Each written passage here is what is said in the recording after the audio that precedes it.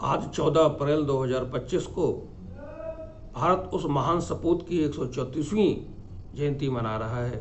जी हाँ, आप सही समझे, मैं बात कर रहा हूँ भीमराव अंबेडकर जी की, बाबा साहब डॉक्टर भीमराव अंबेडकर जी। आज बात करते हैं इनके जीवन के बारे में, किस तरीके का इनका जीवन रहा।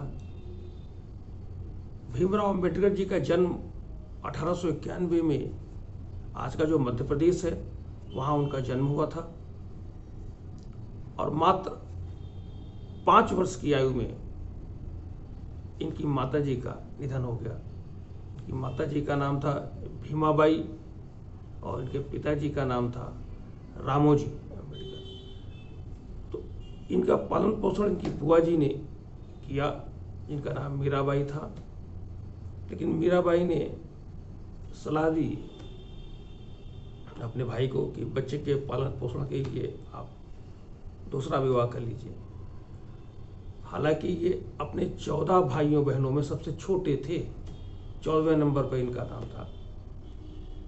फिर इनके पिता ने दूसरा विवाह किया जीजाबाई के साथ में और इस प्रकार से इनका जीवन आगे बढ़ने लगा।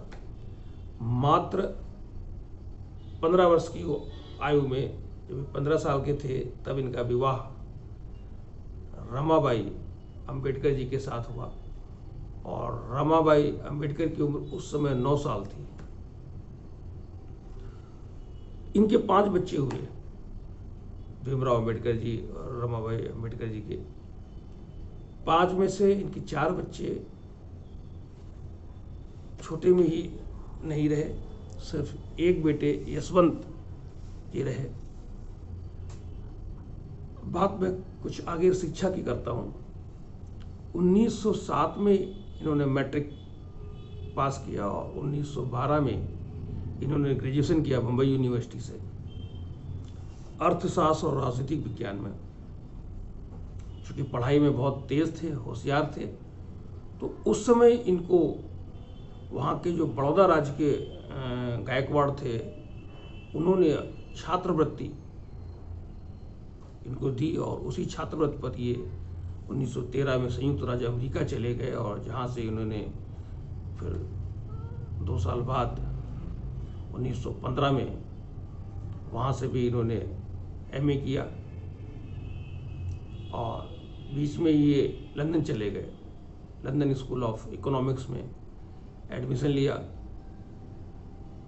और साथ साथ ही जो है उन्होंने बैरिस्टर का जो कोर्स होता है उसमें भी इन्होंने एडमिशन लिया। लेकिन बीच में ही इनकी छात्रवृत्ति चूँकि पूरी हो गई तो इनको बीच में ही भारत लौटना पड़ा। लेकिन फिर 3-4 साल बाद वापस ये गए वापस गए और वहाँ से भी इन्होंने डॉक्टरेट की डिग्री तो ली ही ली और साथ में एमएससी भी किया और डीएससी डॉक्टर इन साइंस की डिग्री भी ली और बाद में फिर कैलिफोर्निया से 1927 में इनकी दूसरी डॉक्टरेट की डिग्री पूरी हुई। तो ये सिलसिला इनका चलता रहा और 1935 में इनकी पत्नी का, जो रमाबाई जी थी, उनका निधन हो गया। फिर यूं ही चलता रहा और ये चूँकि राजनीति में भी आ गए थे सब चीज। और इसके बाद में 1948 की बात है, ये इनके पैरों में बहुत दर्द रहता था, इंसुलिन और होम्योपैथिक दवाइयाँ ये लिया करते थे। तो इसी सिलसिले में एक बारी मुंबई गए और वहाँ इनकी मुलाकात हुई डॉक्टर शारदा कबीर से। तो किसी ने इनको सलाह दिया कि अब आपको ऐसी पत्नी की ज़रूरत है जो कि आपकी भोजन की व्यवस्था तो अच्छे से कर सके और आपकी चिकित्सीय व्यवस्था भी अच्छा, जिसको चिकित्सा का ज्ञान हो। तो इन्होंने डॉक्टर शारदा कबीर सी से अपने घर पर 1948 में विवाह कर लिया और बाद में डॉक्टर शारदा कबीर को सविता अम्बेडकर के नाम से जाना जाने लगा। तो ये एक तरीके से इनका जीवन परिचय है। तो ये तो इनका व्यक्तिगत जीवन हो गया। बाद में इन्होंने देश के लिए संविधान, जिसको हम लोग कहते हैं, इनके नेतृत्व में संविधान की रचना की गई। वो संविधान जो कि आज हम सब लोगों को जीने की राह दिखाता है। गर्व से आज हम सब लोग कहते हैं कि नहीं, संविधान की बदौलत हम सब कुछ कर लेंगे, संविधान ही है।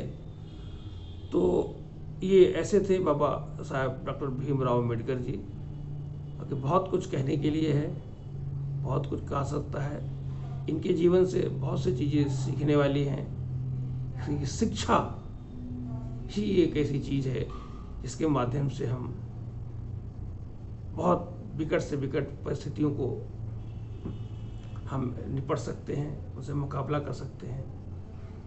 तो इनका कहना था, शिक्षित बनो, संगठित रहो। तो हम लोगों को इसे सीख लेना चाहिए।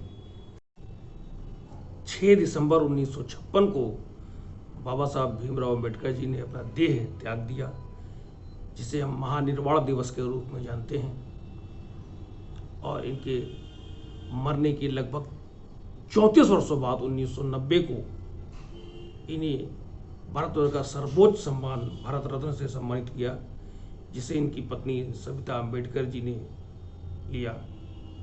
और उसके 13 वर्षों बाद 2003 मई में सविता अम्बेडकर जी का भी निधन हो गया, हमारे बीच में नहीं रही।